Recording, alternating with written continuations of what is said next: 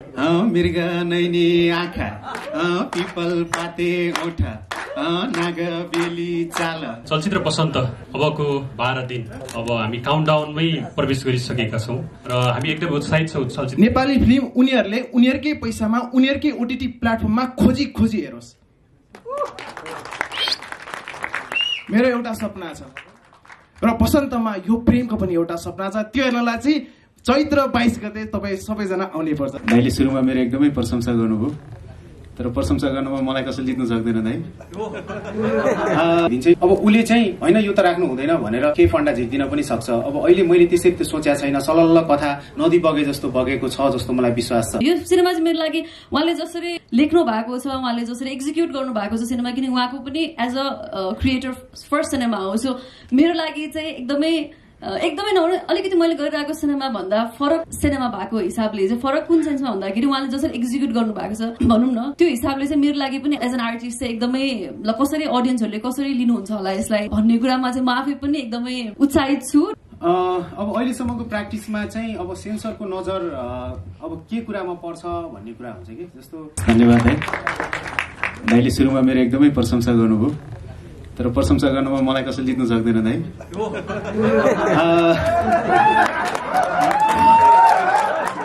नमस्ते सबैजनालाई। एकदमै भन्नुपर्ने धेरै कुराहरू छन् जस्तो पनि लाग्छ। अब सबै कुरा भनियो है भने जस्तो पनि लाग्छ, त्यसैले धेरै कुराहरू छैन। तपाईहरुलाई धेरै धेरै धन्यवाद छ। आइदिनु भयो, माया देखाइदिनु भयो, सपोर्ट देखाइदिनु भयो।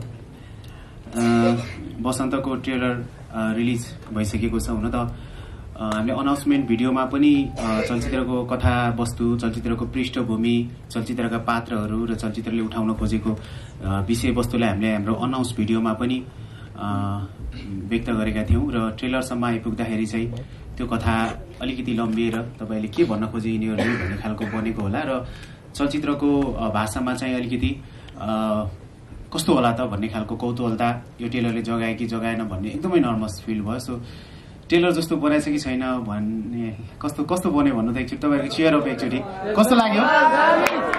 मन नराख्दिनु न, कस्तो लाग्यो? उत्साहित पनि छौं, अलिकति नर्भस पनि छौं।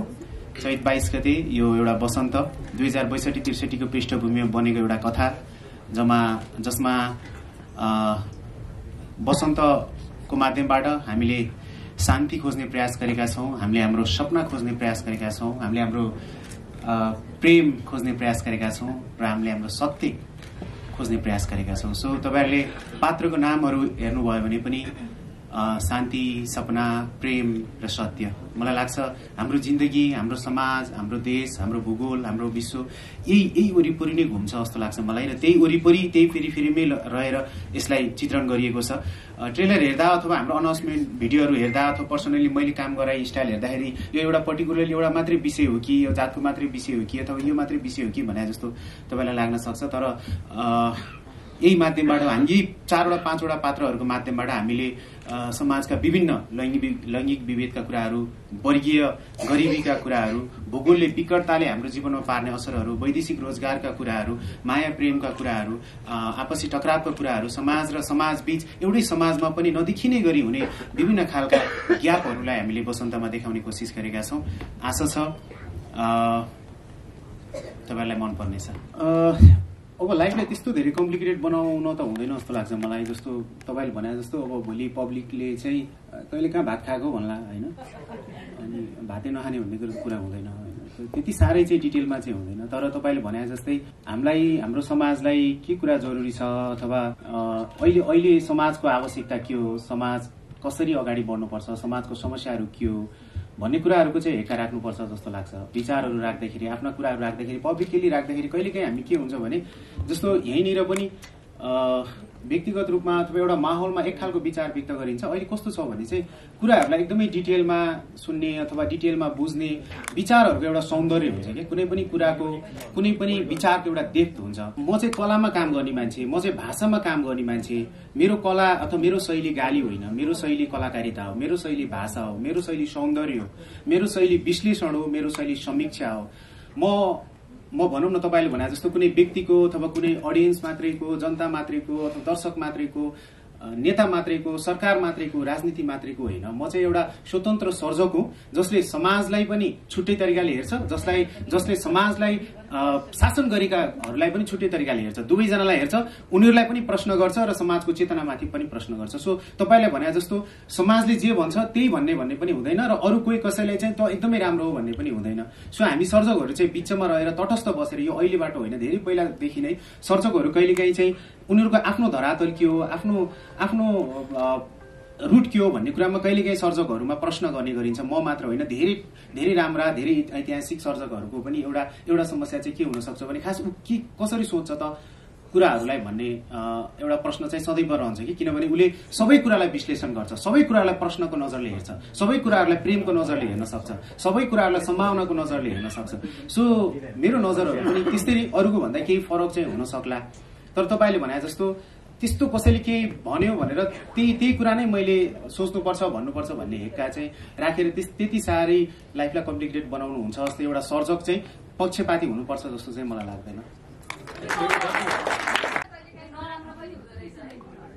यस्तो पनि हुँदो रहेछ जिन्दगीमा कहिले कहिले। थ्याङ्क यू दाइ।